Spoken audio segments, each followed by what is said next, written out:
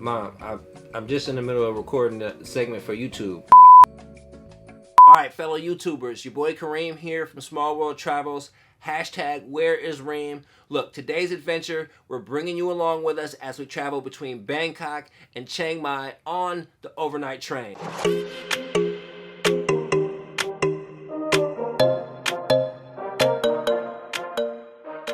Now, a lot of people have been opting out of just flying the couple hours up to Chiang Mai and experiencing something new, sleeping on a train.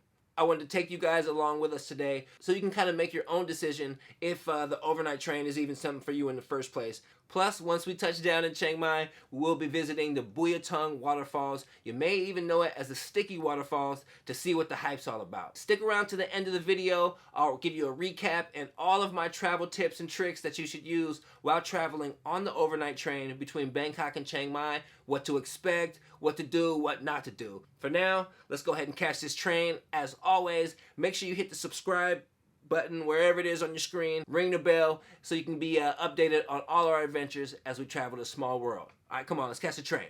All right, so we just arrived at the train station. We are going to check in, try to figure out what train and where we need to be. We still have about an hour before the train leaves, so we're definitely making good time. Taxi ride only took about 20-30 minutes from the Adelphi Suites.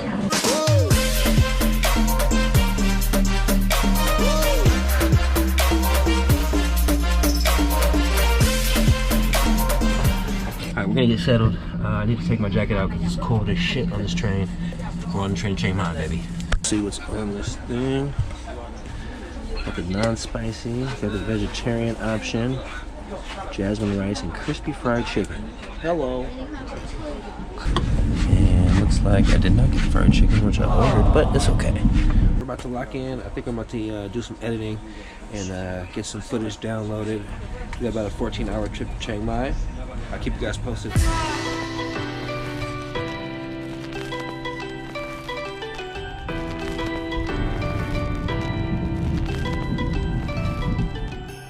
One minute, 37 seconds later.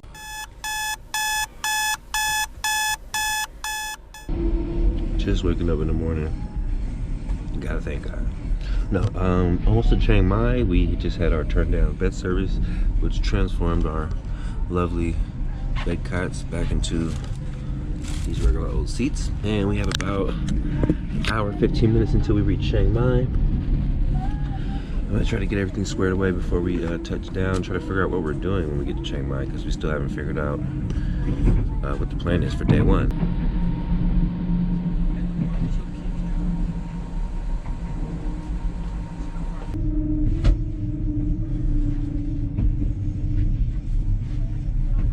Arrived. We are getting off of our train home.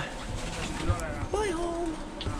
Bangkok and Chiang Mai, I definitely suggest taking the night train. Make sure you look for train number 9 because there is some older trains. This happens to be, I think, the newest of the trains. And so train number 9, overnight to Chiang Mai from Bangkok.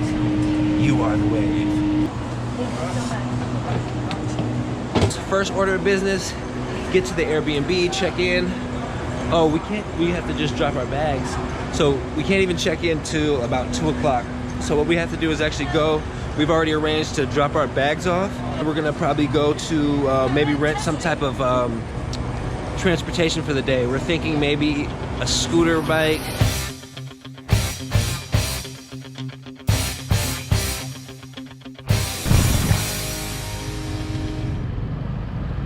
All right, we officially made it. Sticky Waterfall is our first scooter ride through Chiang Mai. It was hella fun. Beautiful, beautiful city so far. We actually got the chance to ride through part of the city. And then closer to the waterfalls, we started getting into like some smaller villages where you can tell life was different. So super dope to get a chance to see that. Chiang Mai, we are here. Sticky Falls is first. Hopefully I can get the drone up. We're gonna enjoy some of the waterfalls, the sights, and maybe stop on a few temples on the way back.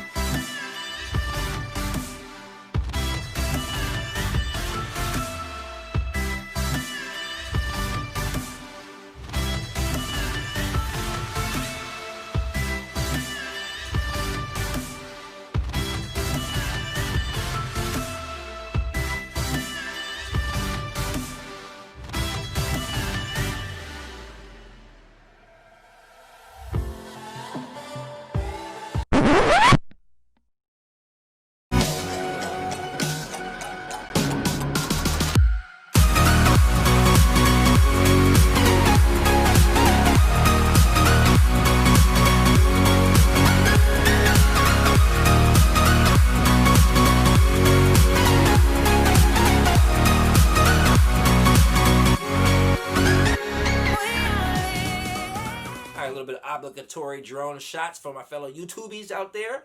Alright, as promised, I do have a few tips, tricks if you will, to help make your train ride to Chiang Mai just a little bit more smooth.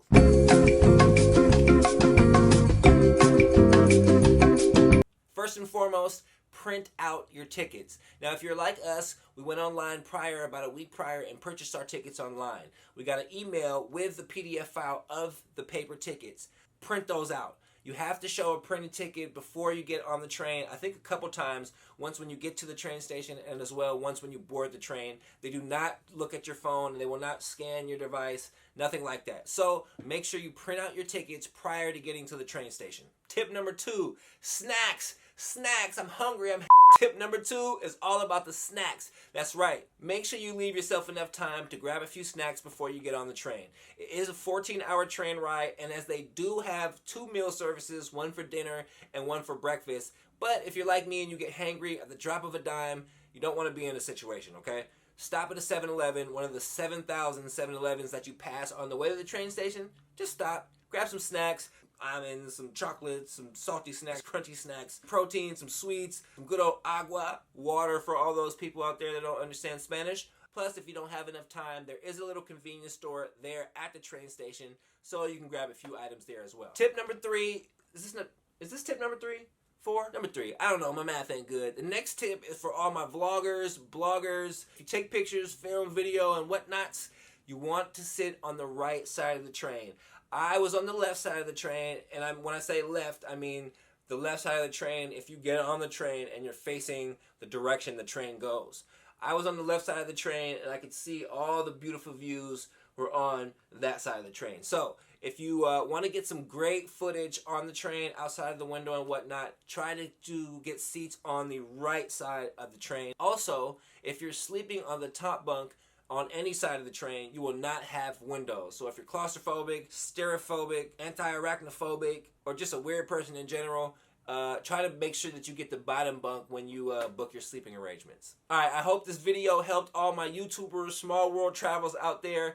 Just a couple tips and tricks if you are getting on the overnight train from Bangkok to Chiang Mai. If you're on the fence about it, I had a great experience doing it. It was my first time on an overnight train. I think it's good on a few different things, but it saves you money on the plane ticket. Plus, it saves you money on the accommodations because not only are you buying your train ticket, but you don't have to buy accommodations for that night. So it's kind of 2 for 1 on that one.